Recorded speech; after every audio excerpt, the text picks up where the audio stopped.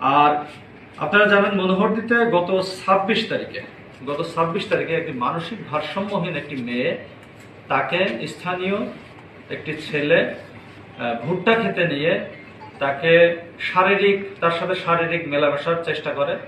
পরবর্তীতে স্থানীয় আরো ২-১জন ছেলে এটা টের পেয়ে তাদের বাধা দেয় বা তারা আর এই কাজটা করতে পারে না। সেই ঘটনার প্রেক্ষিতেও কিন্তু আমরা মামলা নিয়েছি এবং পরবর্তীতে সেই পলাতক আসামিকে আমরা গ্রেপ্তার করতে সমর্থ হয়েছি এবং সেই আসামিও আজকে আমরা কোর্টে তাকে প্রেরণ করেছি।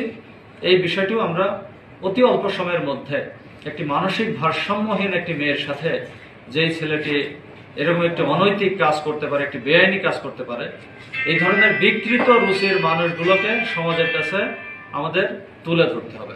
আমরা সেই কাজটি আমাদের খুব অল্প সময়ের মধ্যে করতে পেরেছি। এজন্য আমরা আল্লাহর কাছে শুকরিয়া করি এবং মনোহরদী থানা পুলিশকে আমরা ধন্যবাদ জানাচ্ছি।